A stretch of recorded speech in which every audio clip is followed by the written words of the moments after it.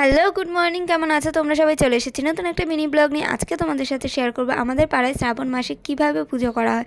তো যাই হোক, এখানে একটা ছিল ছোট্ট শিব মন্দির। মানে এই মন্দিরটা বেশ কয়েক বছর হলো তৈরি করা হয়েছে পাড়ার একদম চার রাস্তার মোড়ে, যেখানে সবাই যে কোনো অকেশানে পুজো করে। এখানে শিবরাত্রির অনুষ্ঠানও খুব বড় করে হয়।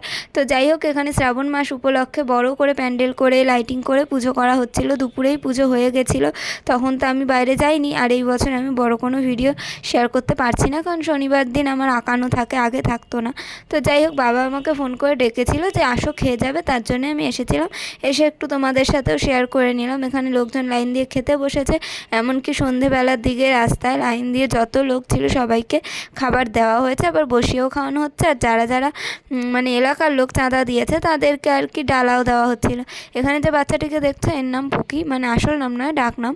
এর সাথে আমি ছোটোবেলায় অনেক খেলেছি। যখন মাসি বাড়ি যেতাম তখন ও খুব আমার কাছে আসতে চাইতো, আমাদের বাড়ি যেতে চাইতো, কিন্তু এখন বড় হয়ে গেছে তো একটু একটু ভুলে গেছে।